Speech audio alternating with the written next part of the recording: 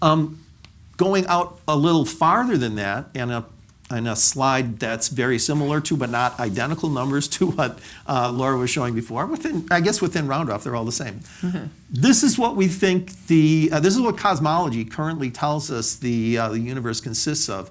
There's the 4% normal matter that we're all made out of. There's the 21% dark matter that we know is there because we can see it acting gravitationally on stuff, but we can't see it, hence it's dark. And then there's this 75% that's dark energy, which is a sort of an overall pressure in the universe that we're just really coming to learn about.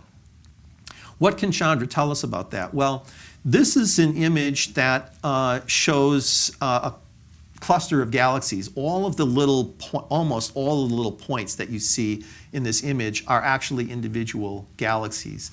And these galaxies gravitationally cluster together as the universe evolves. To begin with, they're not clusters at all. Galaxies form, then they cluster together, then more galaxies merge and form bigger structures. This is what it looks like in the visible light. If we look at this with Chandra, this is what we see.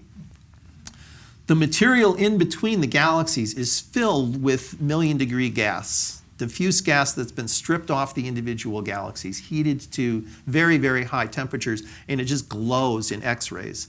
That represents a lot of mass, mass that you can't see if you don't look at this in X-rays. There's no other way to detect that.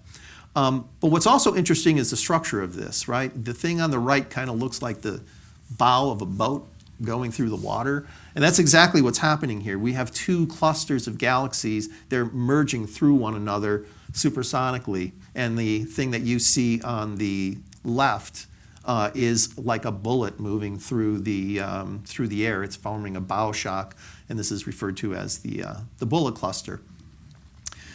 This technique of finding clusters of galaxies from their X-ray emission is something that Chandra is able to do all over the universe. So we look at this beautiful bullet cluster, but we've taken images of many, many, many different clusters and made measurements of their temperatures and their sizes.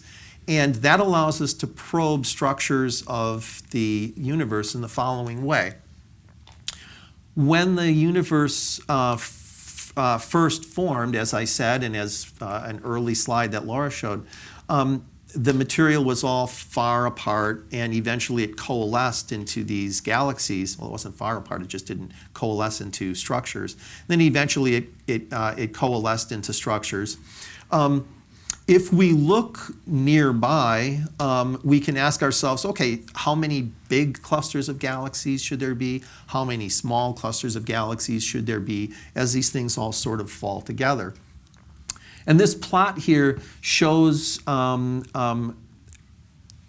small clusters to the left, large clusters to the right, and the number of them. That's what that plot shows. So there's not very many large clusters. There's a lot of small clusters. And as time goes on, you get more and more of the large ones. Now you might ask what things look like at the earlier part of the universe, which we can find out by looking farther away. We can look at clusters that are more distant and say, how many big ones were there? How many small ones were there?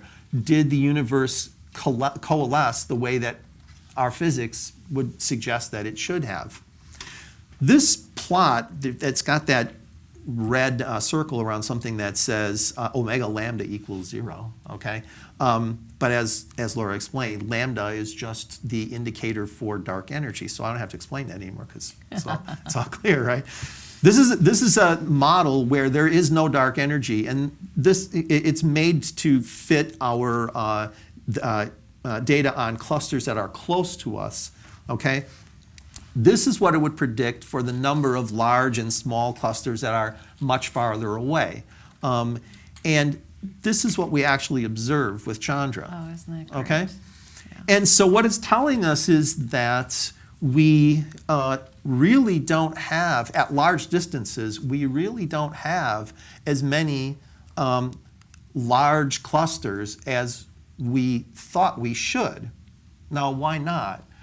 Well, because there's dark energy that is providing another pressure support that we weren't thinking about, and it's kind of holding them off from coalescing together. if instead of having no dark energy, we say, yeah, let's suppose 75% of the matter energy density is in the form of dark energy, then we get this. So this is a completely independent way of demonstrating not only the existence, but actually the quantity of dark energy in the universe. I just have to say that's so elegant and lovely to just see that, because now everything, I mean, there are so many observational posts that everything has to hitch to. Right. And so you'd think, well, this is also crazy and it's also theoretical, and there are these computers doing these models, and how do you ever really know? But the fact is you have to match all of these observational posts. Yeah. And it's a really lovely And when people example. did it with supernovae, it was like, okay, wait, are they doing something wrong? Is right.